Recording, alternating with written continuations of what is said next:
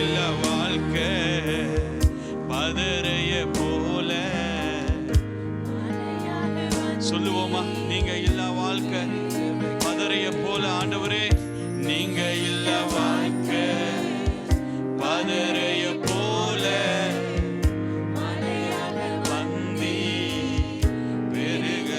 திறப்பினில் நிற்க, திறப்பினில் நிற்க பலனை தந்தி துதித்து துதித்து முன்னேறி செல்ல.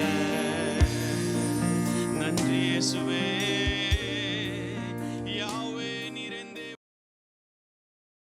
2ஆம் அதிகாரம்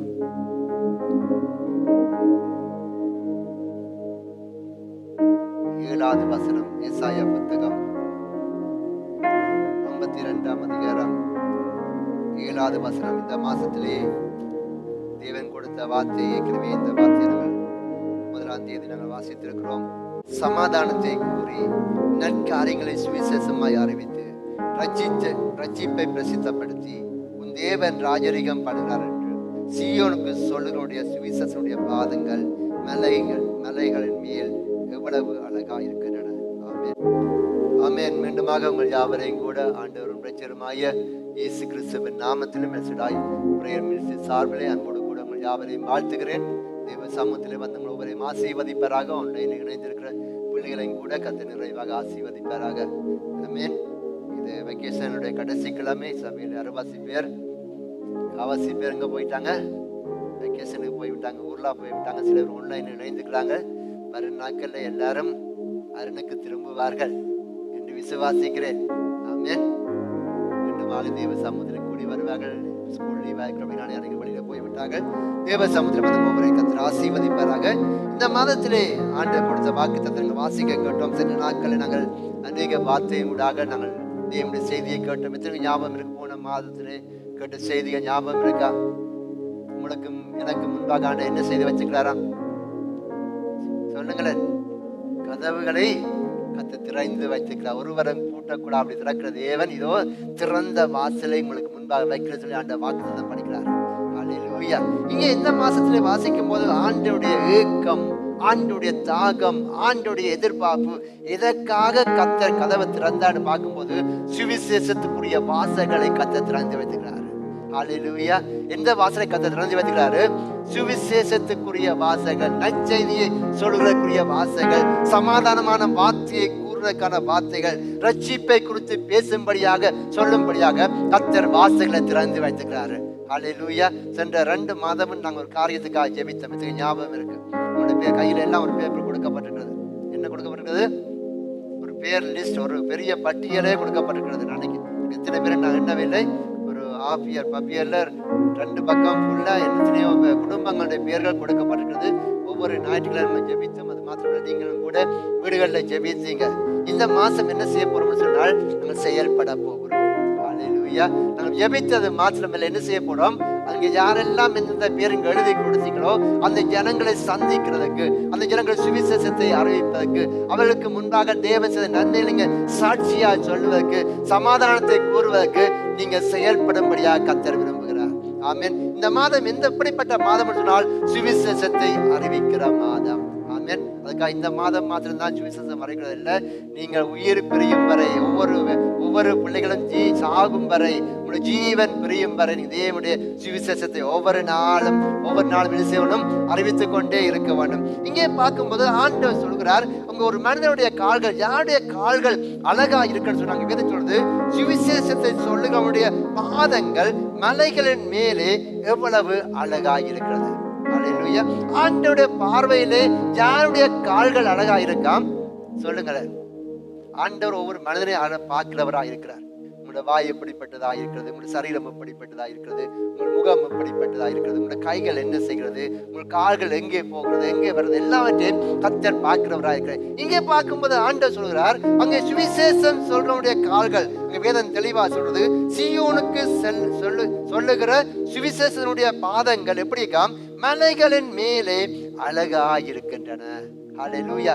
யாரெல்லாம் தேவனுடைய வார்த்தையை அறிவிக்கிறார்களோ, யாரெல்லாம் தேவனுடைய அன்பை குறித்து மற்றவர்களுக்கு பேசுகிறார்களோ, யாரெல்லாம் கர்த்தர் செய்த நன்மைகளை சாட்சியாக அறிவிக்கிறார்களோ, அவருடைய பாதங்கள் தேவனுடைய பார்வையில் எப்படி இருக்காம் சொல்லுங்களேன்? அழகா இருக்கிறது. ஹல்லேலூயா. பக்கத்துல பாத்தீங்கன்னா நீங்க நல்லா அழகா இருக்கிறீங்க. அழகா இருக்கிறீங்களா? வா பாருங்க, எல்லாரும் வெள்ளிக்கிழமை ஞாயிற்றுக்கிழமை வேண்டோன்னு எல்லாம் நாங்கள் வெண்ணி செய்யறோம், குளிச்சு நல்லபடி எல்லாம் பூசி எல்லாம் அப்படி நாங்கள் என்ன செய்யறோம்? எங்களை அழகுபடுத்தி கொண்டு வந்திருக்கிறோம். ஆமேன். நாங்க தேவ சமூகத்தில் அழகா இருக்கிறோம். அதை விட கர்த்தர் என்னத்தை பார்க்கணும்னாரு, எங்களுடைய பாதங்கள் எங்களுடைய கால்கள் அழகா இருக்கும்னு சொல்லி விரும்புகிறாரு. ஆமேன். நாங்கள் எங்களை அழகுபடுத்துறோம், நல்லதா மற்றவர் பார்க்கணும்னு சொல்லி எங்களை அழகுபடுத்துற தேவை, அது உண்மை. அதை விட மேலாக தேவனுடைய பார்வையிலே நாங்கள் அழகுள்ளவர்களாக காணப்பட வேண்டும். எங்களை பார்க்கும்போது ஆண்டவர் சந்தோஷப்பட வேண்டும். என் நிமித்தமாக, உங்கள் நிமித்தமாக, உங்களுடைய பிள்ளைகள் நிமித்தமாக, எல்சடாய் குடும்பத்தின் நிமித்தமாக, எல்சடாய் குடும்பம் அழகான குடும்பம் என்று தேவனுடைய பார்வையிலே காணப்பட வேண்டும். ஹல்லேலூயா. எல்சடாய் குடும்பம் நேசிக்கிற குடும்பம் தான், தேவனை ஆராதிக்கிற குடும்பம் தான். அது மாத்திரமல்ல, எப்படிப்பட்டவர்களாக இருக்க சொன்னால் சுவிசேஷத்தை அறிவிக்க வேண்டும். இந்த நாட்களில் தேவனுடைய பிள்ளைய நாங்கள் எங்களுக்கு கொடுக்கப்பட்ட நேரத்தை கர்த்தனுக்காக என்ன செய்ய வேண்டும்? செயல்படுத்த வேண்டும்.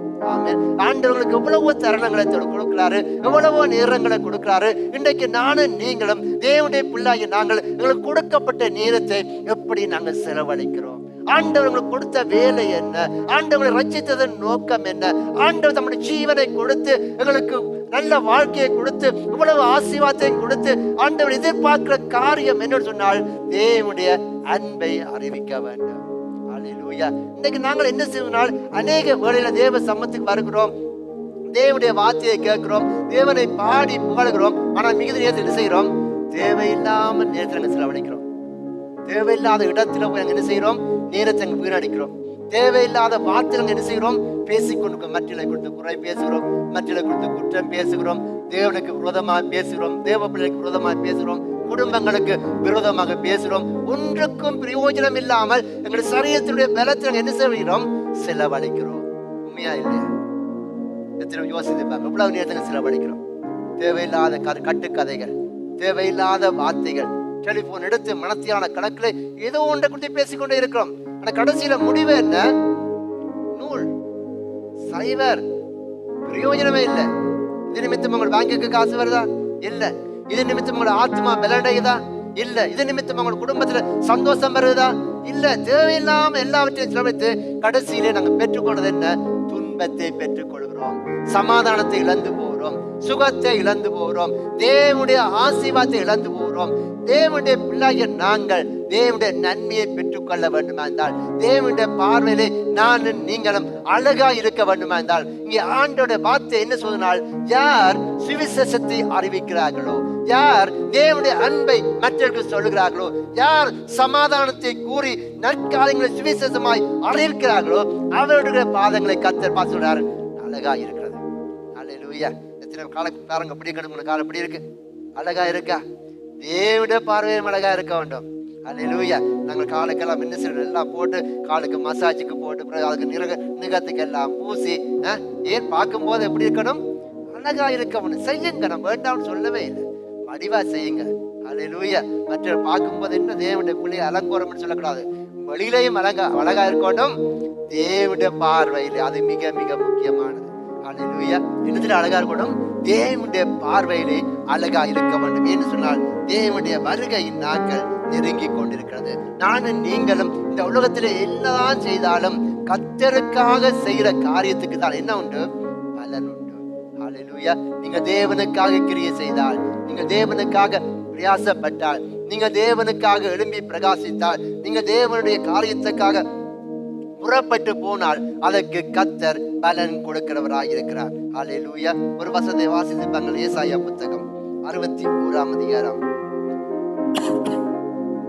ஏசாயா புத்தகம் 61ஆம் அதிகாரம் 1 to 3 வரை நாங்கள் வாசித்து பார்ப்போம் சொன்னால், அங்கே வேதம் சொல்றது, கர்த்தராகிய தேவனுடைய ஆவியானவர் என் மேல் இருக்கிறார். என்ன சொல்லலாம்? சிறுமைப்பட்டவர்களுக்கு வாசிங்க பாப்போம். கர்த்தராகிய தேவனுடைய ஆவியானவர் என் மேல் இருக்கிறார், சிறுமைப்பட்டவர்களுக்கு சுவிசேஷத்தை அறிவிக்க கர்த்தர் என்னை அபிஷேகம் பண்ணினார்.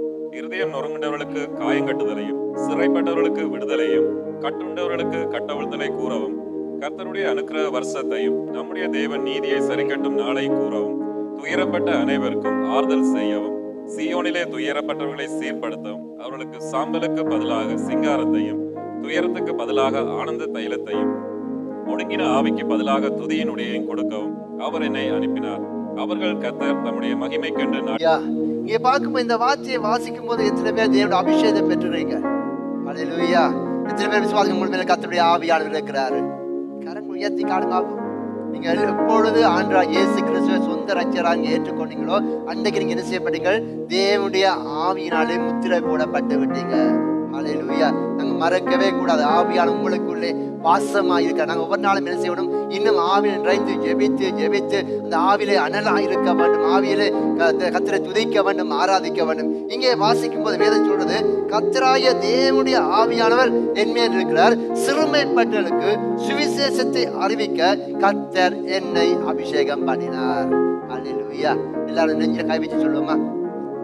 எத்தனை பேர் கையில வச்சிட்டீங்களா?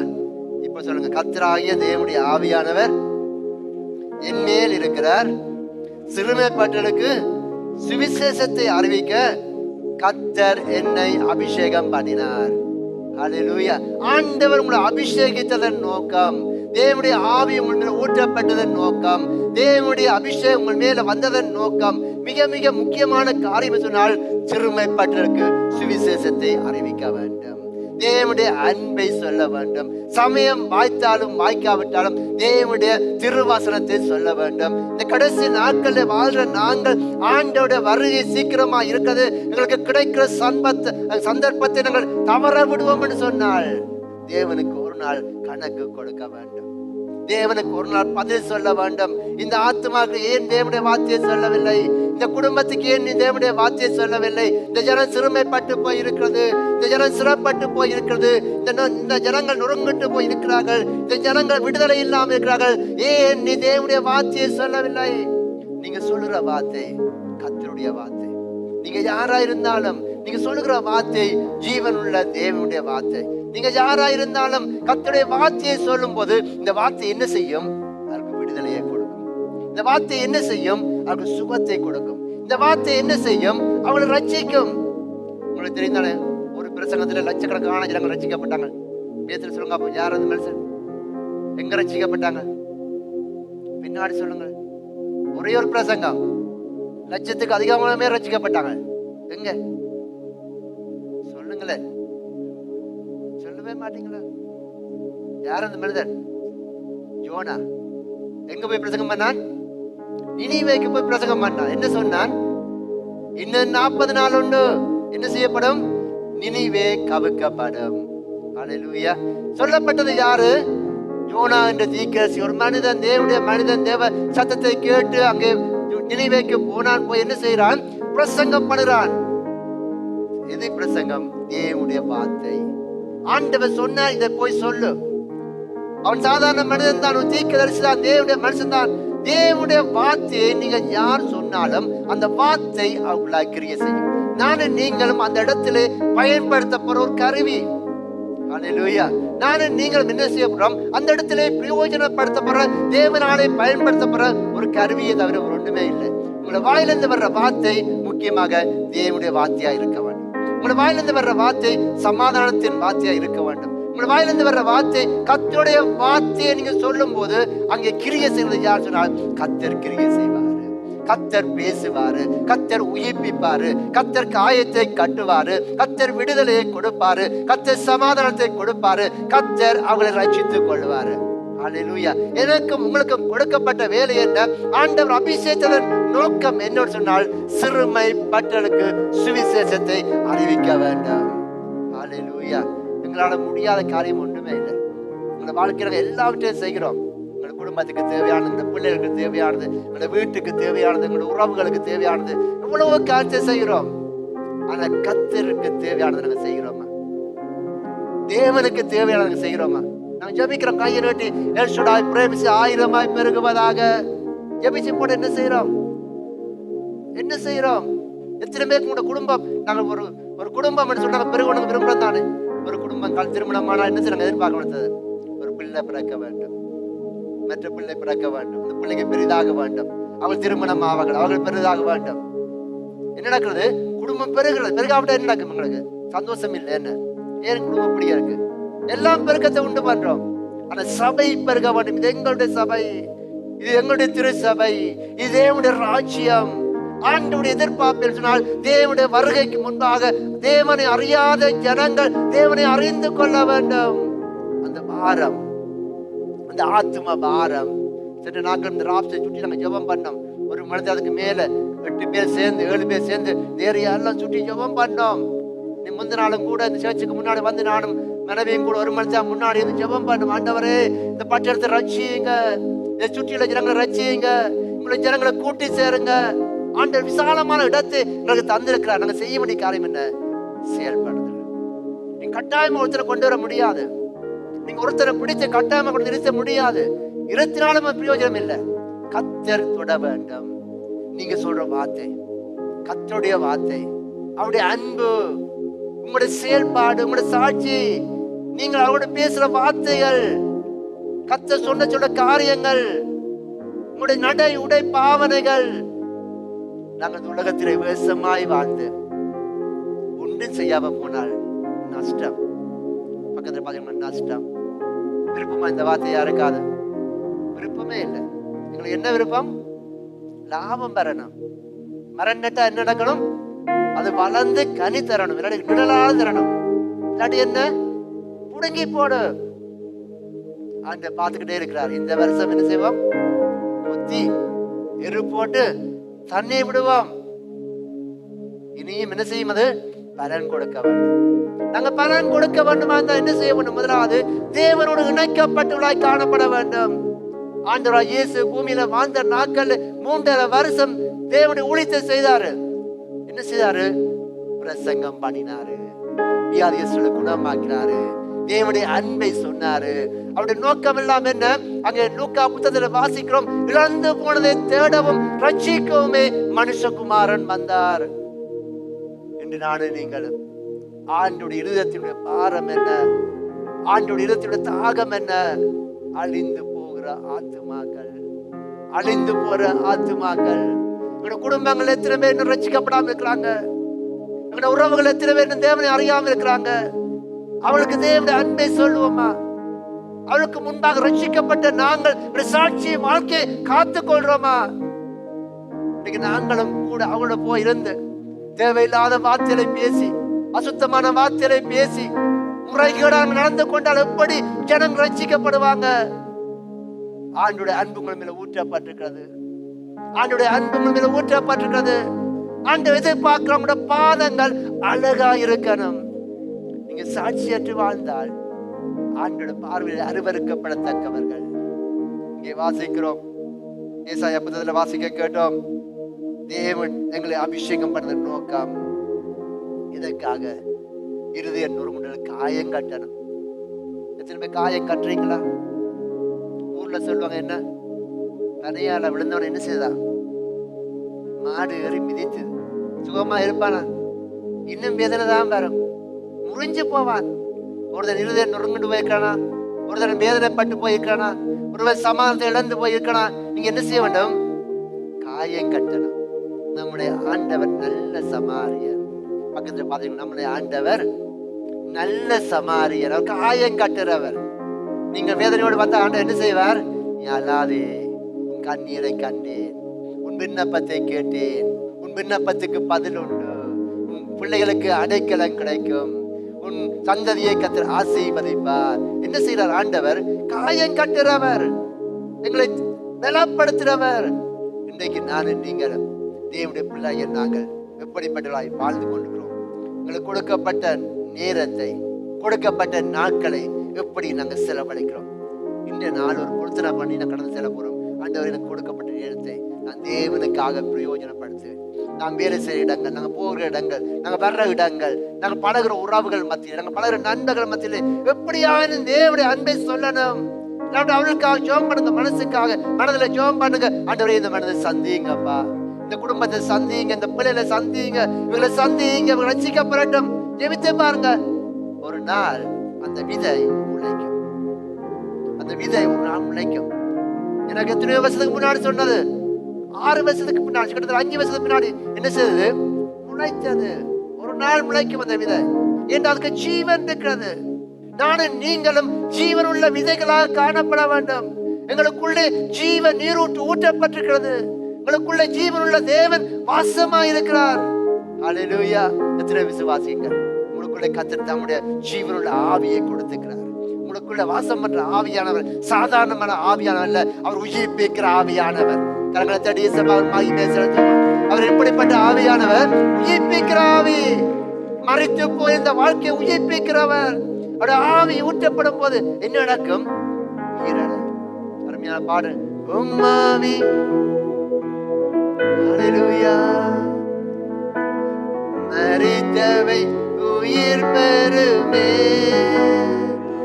எந்த சூழ்நிலையும் என்னை தள்ளாமலே காத்திடும் பிரசன்னம். ஹல்லேலூயா. அவருடைய ஆவி ஊற்றப்படும் போது, அவருடைய வார்த்தை நமக்குள்ளே வரும்போது என்ன நடக்குதுனால் நாங்கள் உயிர் அடைகிறோம். உங்களுக்கு தெரியும், பேசுற சொல்லப்படுகிறது, லாசரு என்ற மனிதன் இருந்தான். யாருடைய சகோதரன்? சொல்லுங்க, நீங்க பேசுங்க. யாருடைய சகோதரன்? மாத்தாள், மரியாளுடைய சகோதரன். அவன் மரித்து என்ன செய்து விட்டான்? அடக்கம் பண்ணப்பட்டு விட்டார்கள். மரித்து 4 நாள் ஆகிவிட்டது. அவன் அடக்கம் பண்ணி அங்க குகையில ஒன்று வைத்து விட்டார்கள். இஸ்ரவேல் தேசத்துல இப்ப அந்த குகை இருக்கிறது. நாங்கள் அந்த குகையை போய் பார்த்தோம். அடக்கம் பண்ணி விட்டார்கள். மரித்து 4 நாள் ஆகிவிட்டது. 4 நாளைக்கு பின்பாக யார் வாராரு? இயேசு வாராரு. அவர் விசுவாசம் பண்றதுக்கு, அவர் சந்திக்க வாராரு. இங்க எல்லாம் என்ன நடக்கிறது? இங்க மரித்து போய் விட்டார்கள், துக்கம் கொண்டாடுகிறார்கள். இயேசு வந்த போது ஆண்டவர் என்ன செய்தாரு? தம்முடைய வார்த்தையை பேசினாரு. என்ன செய்தாரு? அந்த வார்த்தை ஜீவன் உள்ளது. ஆண்டவருடைய வாயிலிருந்து வந்த வார்த்தை, அதுக்குள்ள ஜீவன் இருக்கிறது. ஆவியானவர் ஜீவன் உள்ளவர். தேவனுடைய வார்த்தை ஜீவன் உள்ளது. ஆண்டவர் வெளியே வந்து அங்கே நின்று என்ன சொல்றார்? லாசருவே வெளியே வா என்று உரத்த சத்தமாய் கூப்பிட்டார். என்ன நடந்தது? அந்த ஜீவன் அவளுக்குள்ளே பிரவேசித்தது. அந்த ஜீவன் அந்த மரித்த சரீரத்துக்குள்ளே பிரவேசித்தது. அந்த வார்த்தை அவனை என்ன செய்தது? உயிரடைய செய்தது. இன்றைக்கு நீங்களும் நானும் சொல்லுகிற வார்த்தைக்குள்ள ஜீவன் இருக்கிறது. கரங்களை தட்டி தேவனுக்கு மகிமையை செலுத்துவோமா? ஆதியிலே வார்த்தை இருந்தது, அந்த வார்த்தை தேவனிடத்தில் இருந்தது, அந்த வார்த்தை தேவனாய் இருந்தது. ஹல்லேலூயா. நீங்க சொல்ற வார்த்தை சாதாரணமான வார்த்தை அல்ல. நான் பேசுற வார்த்தை என்னோட சொந்த வார்த்தை அல்ல, அது ஜீவனுள்ள தேவனுடைய வார்த்தை. நீங்க சொன்னால் கர்த்தர் கிரியை செய்வார். ஜனங்கள் ரட்சிக்கப்படுவார்கள். உங்களுடைய வாழ்க்கை ஆசீர்வதிக்கப்படும். உங்களுடைய வாழ்க்கையில நன்மை பெற்றுக் கொள்வீங்க. உங்களுடைய சந்ததி சந்ததியாய் கர்த்தர் ஆசீர்வதிப்பாரு. உங்களுக்கு கொடுக்கப்பட்ட நேரத்தை தேவனுக்காக பிரயோஜனப்படுத்துங்க. பிள்ளைங்க, பெரியவங்க, குடும்பங்கள், தேவனுக்காக ஒரு நாளைக்கு ஒரு ஆத்துமாக்கா ஜெபித்து பாருங்க. ஒரு நாளைக்கு ஒரு ஆத்துமா குடும்பத்துக்காக ஜெபித்து பாருங்க. கர்த்தர் உங்களுடைய சிறையிருப்பை மாற்றுவாரு. யோபு என்ன செய்தாங்க? பாப்போம் என்ன செய்தான் யோபு? யோபு எல்லாவற்றையும் இழந்து போய்விட்டான். இருக்கிறது யாரும் மிஞ்சினது சொல்லுங்களேன். சொல்லவே மாட்டீங்க. அவருடைய மனைவி மாத்திரம் மிஞ்சிக்கிறாங்க, மிச்சம் எல்லாம் இழந்து போட்டாரு. ஆண்டவரே சாட்சி சொன்னான், தேவனுக்கு பயந்தவன் உத்தமன், சன்மார்க்கன், தேவனுக்கு பயந்தவன், பொல்லாப்புக்கு விலகுறவன், நீதிமான், சாட்சி பெற்ற மனிதன், எல்லாவற்றையும் இழந்து போய்விட்டான்.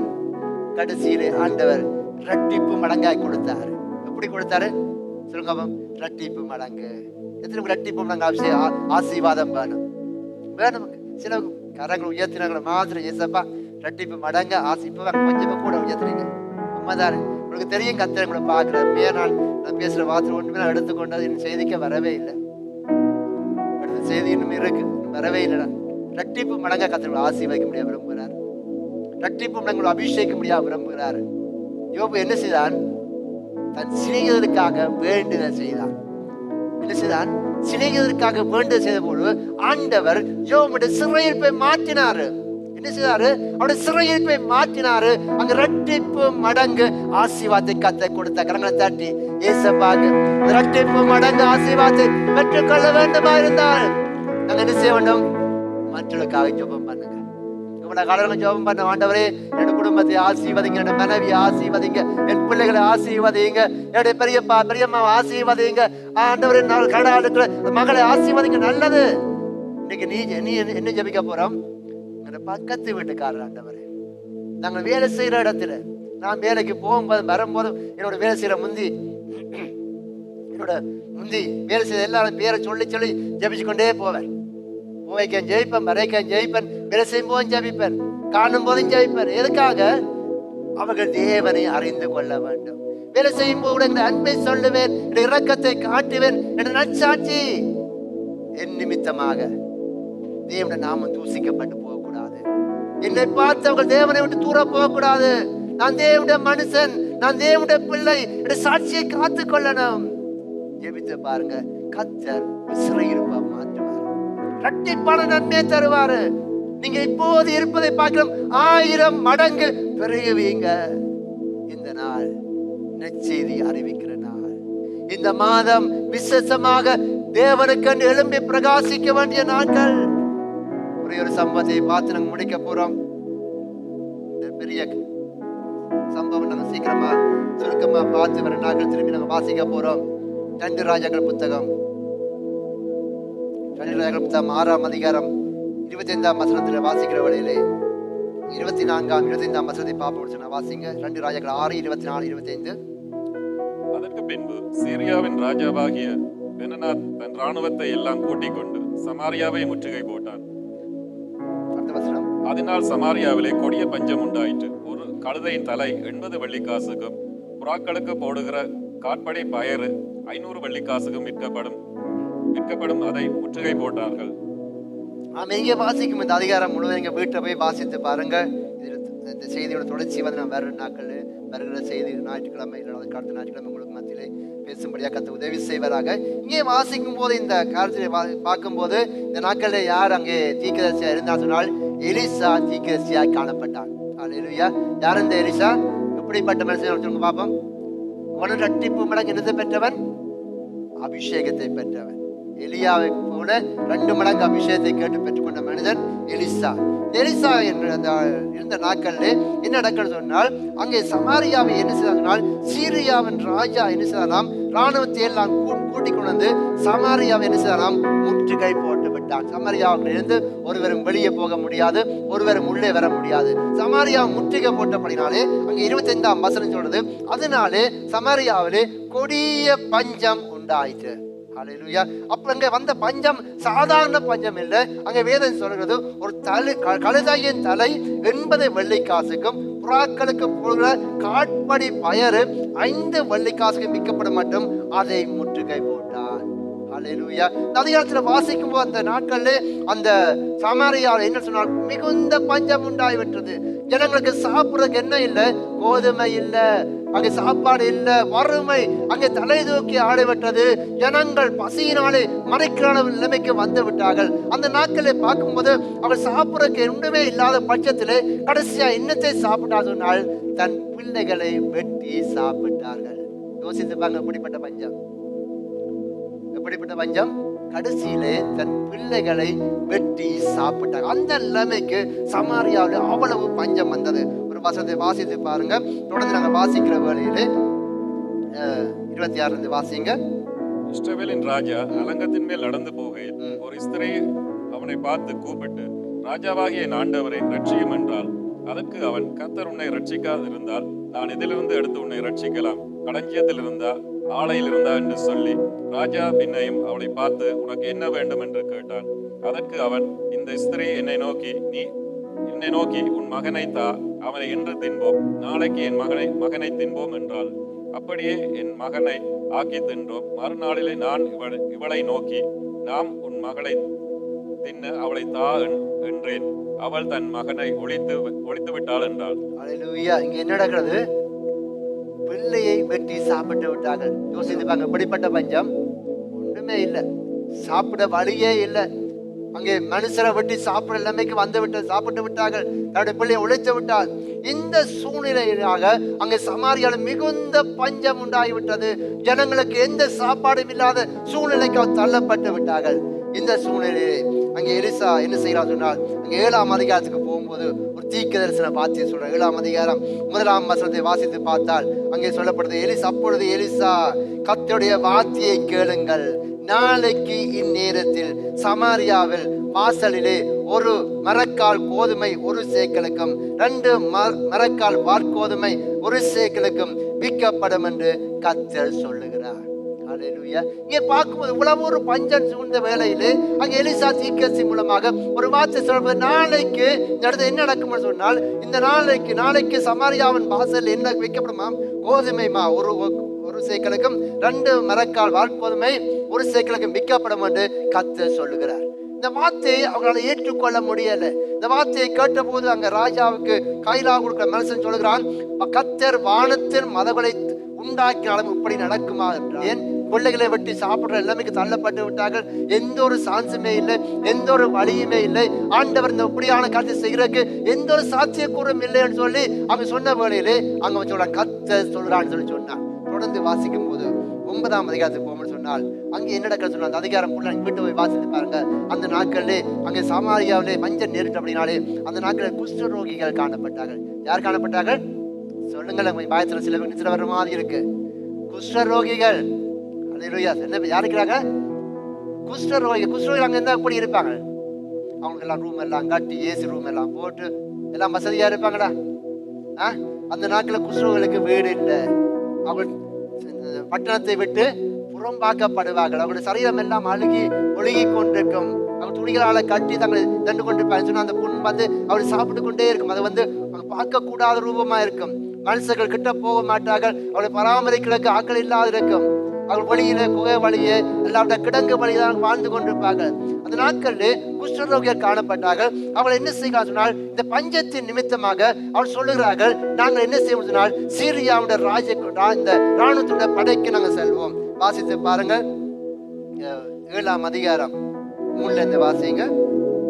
குஷ்டரோகிகளான 4 பேர் குஷ்டரோகிகளான 4 பேர் ஒளிமுக வாசலில் இருந்தார்கள். அவர்கள் ஒருவரை ஒருவர் நோக்கி, நாம் இங்கே இருந்து சாக வேண்டியது என்ன? பட்டணத்துக்குள்ளே போவோம் என்றால் பட்டணத்தில் பஞ்சம் உண்டாயிருக்கிறதுனால் அங்கே சாவோம். நாம் இங்கே இருந்தாலும் சாவோம். ஆகையால் இப்பொழுது சீரியருடைய இராணுவத்துக்கு போவோம் வாருங்கள்.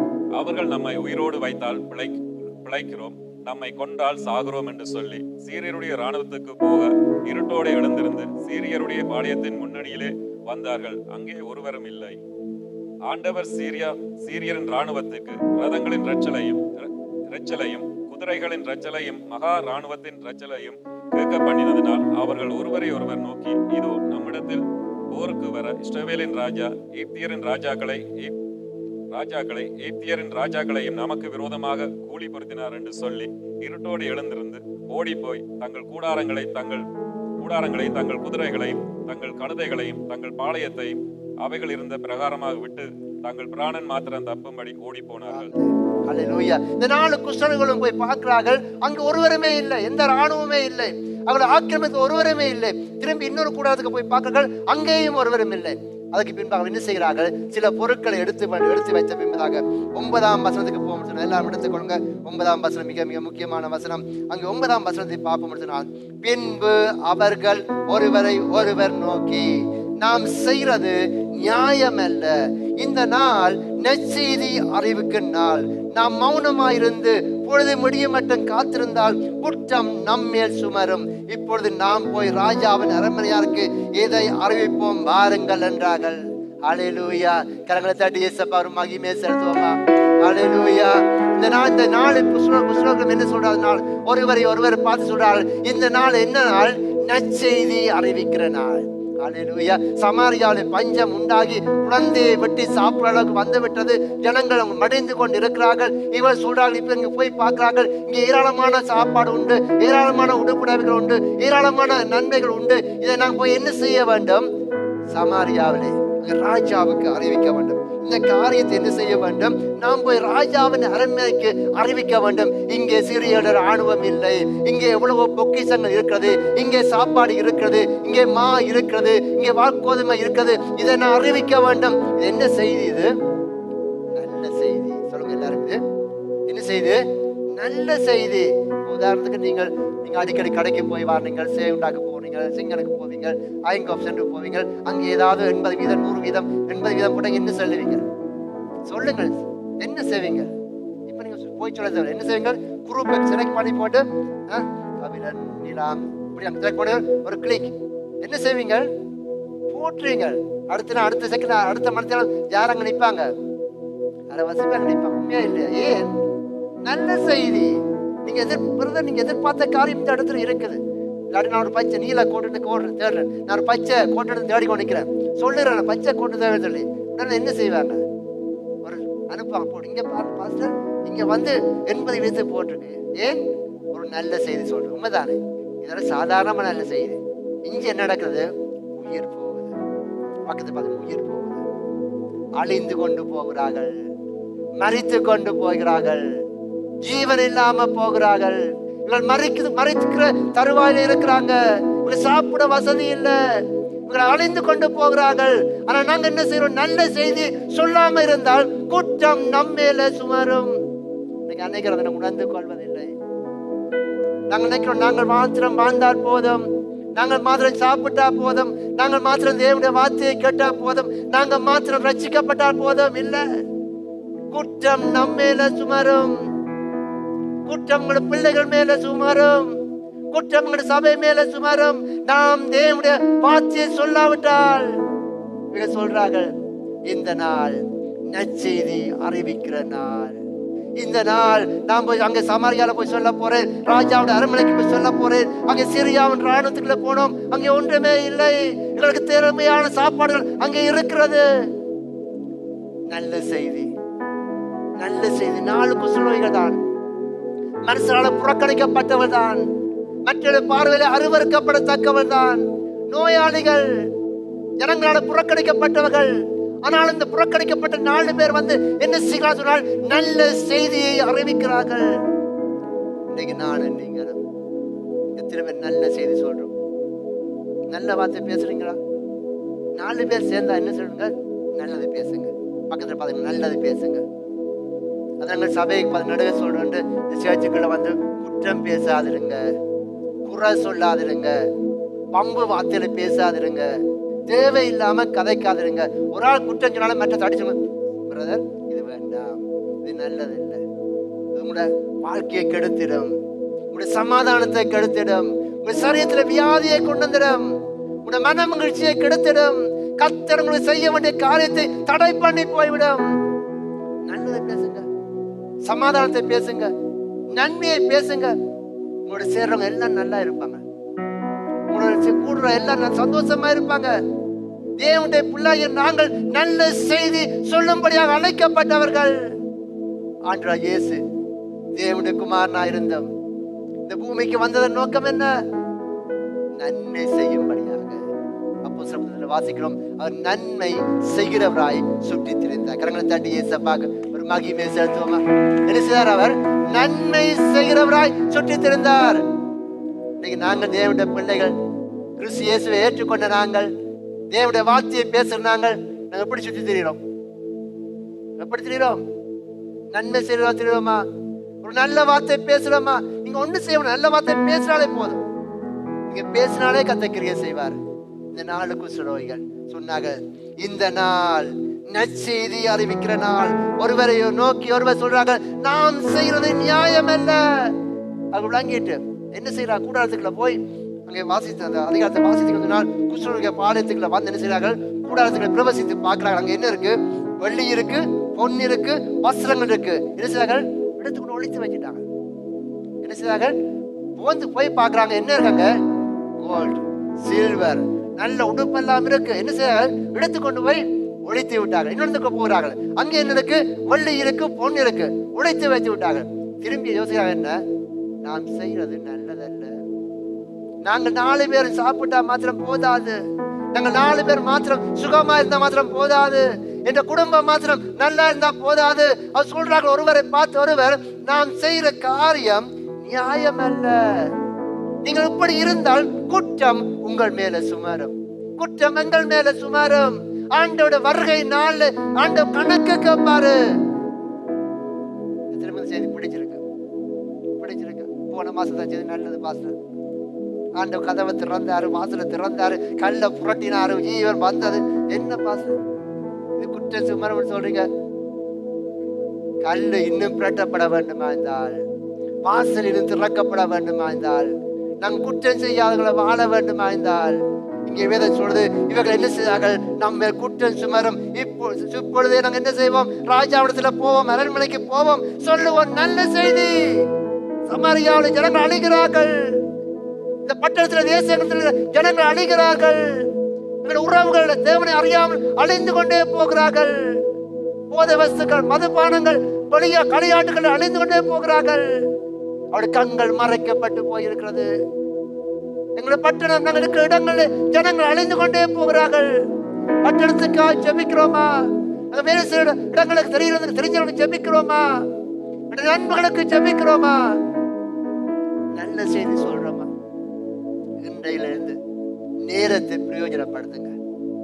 குற்றம் உங்கள் மேல சுமராத படிக்க கர்த்தர் உங்களை பார்க்கிறவரா இருக்கிறார். நீங்க சொல்லலாம், ஒருத்தர் என்ன பார்க்கல, ஆண்டவர் பார்க்கிறாரு. ஆண்டவர் சந்தர்ப்பத்தை கொடுத்தாரு.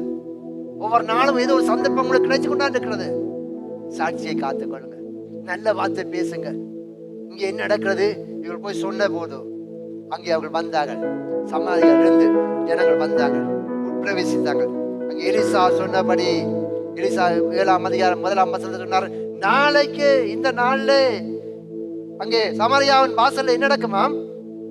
கோதுமை விற்கப்படும். அவனுக்கு கைலா கொடுத்த அவன் சொன்னான், ஆண்டவர் மதங்களை திறந்தாலும் இப்படி நடக்குமா? இங்க என்ன நடக்கிறது? அவன் சொன்ன வார்த்தையின்படியே, அந்த வார்த்தையின்படியே ஜனங்கள் பூசிக்கப்பட்டார்கள். அவன் சொன்ன வார்த்தை அதிகாரத்தில் கடைசி பதிவு வாசித்து பாருங்க. அவன் சொன்ன வார்த்தையின்படி நடந்தது. ஆனா யார் அனுபவிக்க சொல்லுங்க பாப்போம். யார் அவிசுவாசமா பேசினானோ அந்த மனுஷன் சொன்னா இல்ல, ஆண்டவர் மதங்களை திறந்தாலும் இது நடக்குமான்னு சொல்லி உடனே எலிசா சொல்லி போட்டான், நீ இதை பாப்பாவை தவிர நீ அனுபவிக்க மாட்டாய். என்ன செய்ய மாட்டாய்? நீ பாப்ப நடக்கிறத நீ என்ன செய்ய மாட்டாய்? அனுபவிக்க மாட்டாய். 19ஆம் வசனத்தை வாசிப்பாங்க, 7ஆம் அதிகாரம். அதற்கு அந்த பிரதானி தேவனுடைய மனுஷனுக்கு பிரதியுத்தரமாக, இதோ கர்த்தர் வானத்தின் மதகுகளை உண்டாக்கினாலும் இந்த வார்த்தையின்படி நடக்குமா என்று சொல்ல, இவன், இதோ உன்னுடைய கண்களினாலே அதை காண்பாய், ஆனாலும் அதிலே சாப்பிட மாட்டாய் என்றான். அந்த பிரகாரமாகத்தானே அவனுக்கு நடந்தது. ஒளிமுக வாசலிலே ஜனங்கள் அவனை நெருக்கி மிதித்ததினாலே அவன் செத்து போனான். நடந்தவன் செத்து போனான். தேவனுடைய மனுஷன் சொல்ற, நாளைக்கு நேரத்திலே ஒளிமுக வாசல் இப்படியா சம்பவம் நடக்கும். அவன் என்ன சொல்றான்? மதகுலத்து கர்த்தர் வானங்களை திறந்து உண்டாக்கினாலும் இந்த வார்த்தைப்படி நடக்குமான்னு சொல்ல, அவன் சொன்னான், கண்களால பாப்பாய், ஆனாலும் அதிலே சாப்பிட மாட்டாய். என்ன நடக்கிறது? ஒளிமுக வாசல்ல என்ன விற்கிறார்கள்? கோதுமை விற்கிறாங்க, வாட்கோதுமை விற்கிறாங்க. ஜனங்கள் எப்படி வந்திருப்பாங்க? லைன்ல வந்திருப்பாங்களா? நீங்க போங்க சிஸ்டர், நீங்க முன்னாடி போங்க. என்ன செய்வாங்க? பசிரி பட்டினி புள்ளைய வெட்டி சாப்பிட இல்லாம என்ன செய்வாங்க? வாங்கி வந்திருப்பாங்க, குழுப்பா வந்திருப்பாங்க. என்ன? எனக்கு வேணும், எனக்கு வேணும், எனக்கு வேணும். ஏன்? பசி. பசி வந்தா தெரியுமா என்ன நடக்க மாட்டோம்? எல்லாத்தையும் தாங்க முடியும். பசியை தாங்குங்களா யாராவது? தாங்க மாட்டோம். பசி வந்தா சரி எல்லாம் போயிடும், எல்லாத்தையும் மறந்துடுவோம். நேத்துல ஒருத்தர் என்ன செய்ய, பசி வந்து என்ன செய்து விட்டான் சொல்லுங்களேன்? தன்னுடைய சிரேஷ்ட புத்திர பாத்தையை வித்து போட்டான். பசி அந்த நிலைமைக்கு போய்விட்டான்.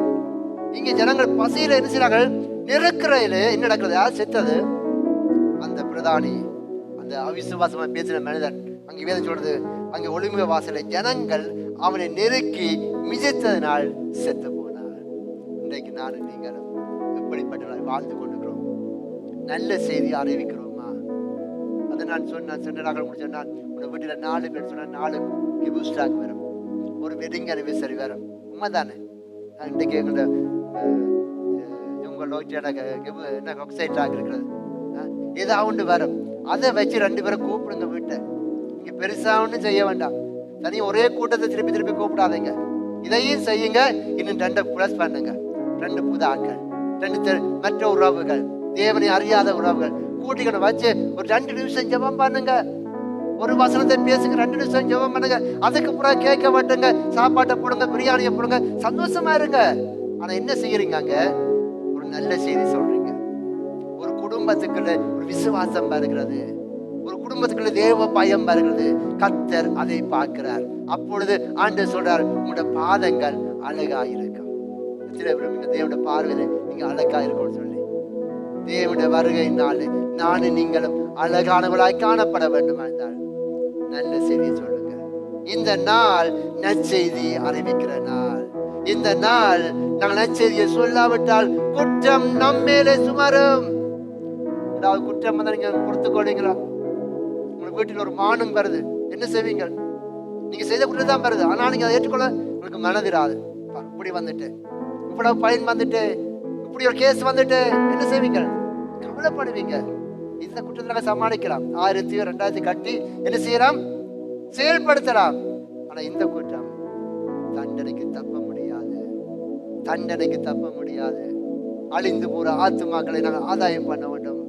தேவனுடைய வார்த்தையை சொல்ல வேண்டும். சமயம் வாய்த்தாலும் வாய்க்காவிட்டாலும் திருவசனத்தை பிரசங்கம் பண்ணுங்க. ஆண்டவர் உங்களை காண்கிற தேவனாக இருக்கிறார். நாங்கள் எழுந்திருப்போமா? தேவன் சமத்தை எழுந்திருந்து உங்களை ஆராய்ந்து பாப்பமாக. இந்த மாதத்தில் ஆண்டு கொடுத்த வார்த்தையின்படியாக சமாதானத்தை கூறி ஆண்டுடைய சுவிசேஷத்தை அறிக்கையுடைய பாதங்கள், நற்காரியங்களை, ரட்சிப்பை பிரசப்படுத்துகிற காரியங்கள், அவர்கள் தேவனுடைய பார்வையில் அழகானவர்கள். ஒரு விஷயங்களை ஆராய்ந்து பார்ப்போமா? ஒரு விஷயங்கள நினைவுகளை, எங்களுடைய சிந்தனைகளை ஆராய்ந்து பார்ப்போமா? கொடுக்கப்பட்ட நேரத்தில் எப்படி செலவழிக்கிறோம்? எந்த கூட்டத்தோட உட்கார்ந்து இருக்கிறோம்? பரியாசம் பண்றோட உட்கார்ந்து இருக்கிறோமா? குற்றம் செல்ற கூட்டத்தில் உட்கார்ந்து இருக்கிறோமா? குறை பேசுற கூட்டத்தில் உட்கார்ந்து இருக்கிறோமா? தேவனுக்கு விரோதமா பேசுறோட உட்கார்ந்து இருக்கிறோமா? எல்லாரோட நல்ல செய்தி கூட்டத்தோட நாங்கள் உட்கார்ந்து இருக்கிறோமா? மற்றவர்களை மன்னிக்கிறோமா? எங்களுடைய வாழ்க்கை கிறிஸ்துவை பிரதிபலிக்கிறதா? என்னுடைய வாழ்க்கை கிறிஸ்துவை மகிமைப்படுத்துகிறதா? நாம் பார்க்கிற காரியங்கள் கிறிஸ்துவை மகிமைப்படுத்துகிறதா? நான் போகிற இடங்கள் தேவனுடைய நாமம் மகிமைப்படுகிறதா? நான் செய்கிற காரியங்கள் நிமித்தமாக ஜனங்கள் ரட்சிக்கப்படுகிறார்களா? என்னுடைய போஜனம் ஒரு மனிதனுக்கு ரட்சிப்பை தடை பண்ணுமா என்றால் அதை போஜனம் பண்ணாமல் இருக்கிறது பெட்டர். என்னுடைய சாப்பாடு ஒரு மனிதனை கிறிஸ்துவண்டை வர முடியாமல் தடை பண்ணுமா என்றால் பண்ணாமல் இருக்கிறது பெட்டர். நான் உடுக்கிற ஆடை நிமித்தமாக தேவனுடைய நாமம் தூசிக்கப்படுமா என்றால் அப்படியான உடுப்பை போடாமல் இருக்கிறது பெட்டர். எங்களுடைய செயல்பாடு ஒரு மனிதன் இடரல் உண்டாக்கினால், ஒரு ஆத்துமாவுக்கு இடரல் உண்டாக்கினால் அவனுக்கு ஐயோ என்று வேதம் சொல்றது. குற்றம் நம்மேலே சுமரும். நீங்க அநேக நாங்க மறந்து போய் கூட இஷ்டப்படி நாங்க ஓடிக்கொண்டே இருக்கிறோம். இஷ்டப்படி நீங்க ஆடிக்கொண்டே இருக்கிறீங்க. வேதத்திலே வாசிக்கிறோம், ஒரு கண் உனக்கு இடரல் உண்டாக்கின ஒரு கண்ணை தரித்து போடு. 2 கண்ணுடையவனாய் நரகத்தில் பிரவசிப்பதை பார்க்கலாம் ஒற்றை கண்ணனாய் ஜீவனுக்குள்ளே பிரவசிப்பது உனக்கு இலகுவாய் இருக்கும். உன் கை உனக்கு இடரல் உண்டாக்கினால் அந்த கையை தரித்து போடு. 2 கையுடையவனாய் நரகத்திலே தள்ளப்படுவதை பார்க்கலாம் ஒரு கையுடையவனாய் ஜீவனுக்குள் பிரவசிப்பது இலகுவாய் இருக்கும். நரகம் வேதனை நிறைந்த இடம். நரகம் எங்களுக்காக உருவாக்கப்பட்டதில்லை, அது பிசாசுக்காக, சாத்தானுக்காக, அவனுடைய சேனைக்காக உருவாக்கப்பட்டது. நானும் நீங்களும் ஜீவனை பெற்றுக்கொள்ளும்படியாக, நித்திய ஜீவனை பெற்றுக்கொள்ளும்படியாக அழைக்கப்பட்டவர்கள். ஒரு விஷயம் கண்களை மூடி ஆராய்ந்து பார்ப்போமா? சிந்தனைகள் ஒரு விஷயங்களை நோக்கி பார்ப்போமா? ஆண்டவர் இதயத்தை பார்க்கிறார். கர்த்தர் உங்கள் இதயத்தினுடைய யோசனை அறிந்தவராய் இருக்கிறார். ஏனோ தான் என்று வாழாதீங்க. காது உள்ளவன் கேட்க கடவன். கர்த்தர் சபைகளை எச்சரிக்கிறார். கர்த்தர் சபை மனம் திரும்ப விரும்புகிறார். சபை உயிர்ப்பிக்கப்பட வேண்டும். உன் கிரிகையிலே அறிந்திருக்கிறேன். உனக்கு கொஞ்சம் பலன் இருந்து இருக்கிற பலத்தோடு கர்த்தருக்காக பிரயாசப்படுங்க. ஆகிய திறந்த ஒரு விஷயம் தேவனை ஸ்தோத்தரிப்போமா? ஹல்லேலூயா, ஹல்லேலூயா. அழிந்து போற ஆத்துமாக்கள், அழிந்து போற ஆத்துமாக்கள் ஆகிய திறந்து தேவ சமுதிரம் கேட்ட வார்த்தைக்கு ஒப்பு கொடுப்போமா? எல்லாரும் ஒப்பு கொடுப்போமா? ஆண்டவரே உடைய வார்த்தை ஒப்பு கொடுக்க சொல்லுவோமா? ஆண்டவரே உடைய வார்த்தையை அறிவிக்கும்படியா தெரிந்து கொண்டீங்களே. ஆண்டவரே கர்த்தாவே இந்த நாள் இந்த வார்த்தையை ஆராய்ந்து பார்க்கிறேன்னு சொல்லி எங்களை ஒப்பு கொடுப்போமாக. ஒப்பு கொடுப்போமாக, ஒப்பு கொடுப்போமாக. ஹalleluya. நன்றி ஆண்டவரே, நன்றி ஆண்டவரே. அர்ப்பணித்தேன், அர்ப்பணித்தேன், ஆவி ஆத்ம சரீரம் அர்ப்பணித்தேன், அர்ப்பணித்தேன், அர்ப்பணித்தேன், என் ஆவி ஆத்ம சரீரம் அர்ப்பணித்தேன். அப்பா என்னை, அப்பா என்னை முழுவதும் அர்ப்பணித்தேன் ஐயா. உயிரோடு இருக்கும் நாளெல்லாம் உமக்கு சொந்தமையா. அப்பா என்னை முழுவதும் அர்ப்பணித்தேனையா. உயிரோடு இருக்கும் நாளெல்லாம் உமக்கு சொந்தமையா. அர்ப்பணித்தேன், அர்ப்பணித்தேன், அர்ப்பணித்தேன், அர்ப்பணித்தேன். ஒப்புக்கொடுத்து பாடுவோமா? கர்த்தருடைய சரீரத்தில் ஆளுகை செய்யும்படியாக இந்த ஆவி ஆத்ம சரீரத்தை கர்த்தருக்கு ஒப்புக் கொடுப்போமா? அவர் உங்களை பயன்படுத்த போதுமானவராக இருக்கிறார். நீங்க சாதாரணமானவர் அல்ல. உங்களுக்குள்ளே ஜீவன் இருக்கிறது. உங்களுக்குள்ளே தேவனுடைய ஆவியானவர் இருக்கிறார். ஆவி.